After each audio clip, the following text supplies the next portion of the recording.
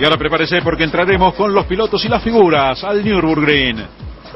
Allí está la gente allegada a Fernando Alonso, uno de ellos su manager, Heikki Kovalainen. Un piloto que está buscando su destino en la temporada y todavía no lo ha conseguido. Timo Glock con Adam Cooper, un periodista de Autosport de Inglaterra. Este es Adrián Sutil y este, el de siempre, Flavio Briatore, con su cara de pocos amigos.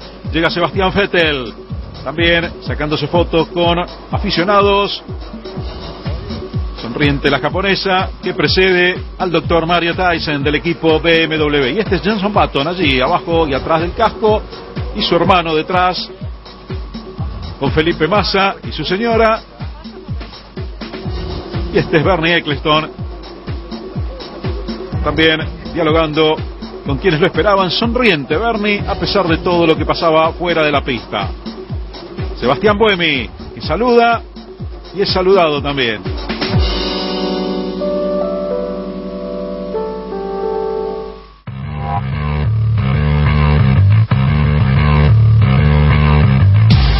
The Williams Museum came about towards the end of the 1980s. It was the brainchild of one of our then senior marketing department members who convinced my father and Patrick Head that the Williams Grand Prix cars should be displayed in a manner fitting to their heritage. So in 1988 we launched the Williams Conference Centre, which includes our museum, the Williams Grand Prix collection. And there is one car from each year or design type. We identify the most historically successful car from that period, and that is the car which we elect to place within our Grand Prix collection.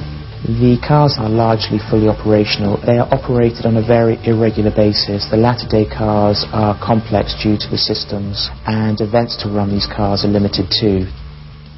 The Williams Grand Prix collection enjoys the services of two experienced technicians, John Cadd and Colin Watt, both of whom were race team technicians earlier in their days at Williams, and they make up our museum workshop team. Well, in the museum workshop at the moment we just have one project, which has been Jacques Villeneuve's FW19, which is a 97 car. But we've made this car into a full running car, so it paid to go to a circuit and run. Well done,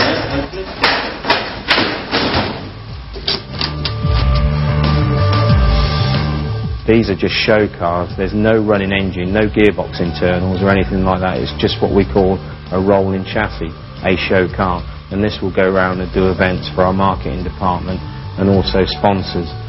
When the engine's removed from the car, obviously you're left with a space. Therefore, we fit what we call an engine frame, which comprises of a few plates and a few bars, which just fit in the same space where the engine was. It just holds the car together. But we do like to try and run at least 3 or 4 cars up a month, just to make sure that they're on the button. And if we want to do it at the Festival of Speed or anything like that, we could actually front up with a car that will run. There are some very interesting individual cars within our collection. Perhaps most interesting is 1997's FW19, the year that Jacques Villeneuve won the championship. The version in here is Chassis 4, the car with which he went into battle against Michael Schumacher in that year's season finale. Jacques was pulling a bold overtaking manoeuvre on Michael, was caught by Michael trying to swipe across him, and they collided. Michael came off worst, we won the championship, and the damage left by the offending Ferrari wheel is still on the car to this day. The strangest car in the Williams collection would have to be 1982's FW08B, a 6-wheeled Grand Prix car, a project we were experimenting with around 1981-1982. Unfortunately, the concept was outlawed by the regulations before it could ever enter a Grand Prix. The oldest car in the Williams collection is 1978's FW06. It's a lovely little car, it's mechanically well set out, and it's a beautiful little car to work on. FW01s through to FW05 did not involve Patrick. Therefore, the history of our current company, our current team, starts with the Frank Williams-Patrick Head partnership. I've got 3 favourite cars in the collection. That's the 14, the 14B and the 15. The 14 was the first car we produced with a semi-automatic gearbox and was driven by Nigel Mansell and Riccardo Patrese. And the 14B was an active version of that car, so a semi-automatic gearbox with active suspension. Technically speaking, a very advanced Grand Prix car in terms of vehicle dynamics, aerodynamics, and of course took Nigel Mansell to a long overdue World Drivers' Championship victory. We have a system around the chassis plate, a little plate within the cockpit of our car, where simply the mechanics of the car at the time, if the car were to win a Grand Prix, they would place a gold star next to the chassis plate, a second position, a silver star, and a pole position, a red star. And the majority of the cars which you see in our collection do feature such signs. The future plans for our museum is simply to evolve it and to display the Williams Grand Prix cars of the future alongside the important Williams Grand Prix cars of yesteryear.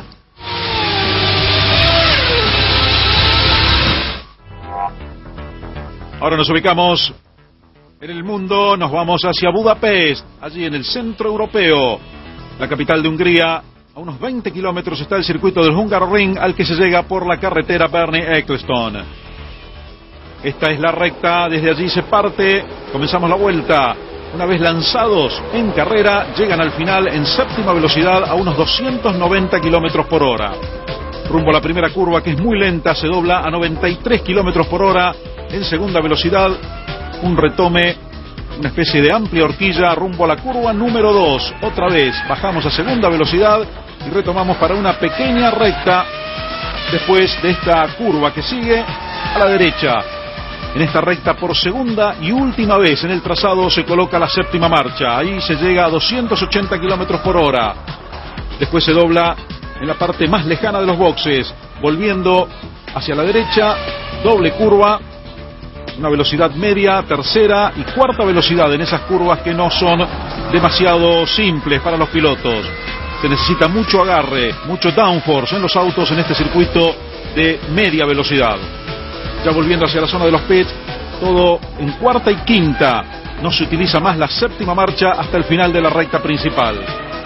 En la parte final de este trazado se alcanzan velocidades cercanas a los 200 kilómetros por hora, raramente superados, y se entra en esta curva a la izquierda para después, sí, previo a la entrada a boxes, y luego este curvón redondito para entrar en la recta principal de unos 700 metros, donde se alcanza la velocidad máxima y se completa la vuelta.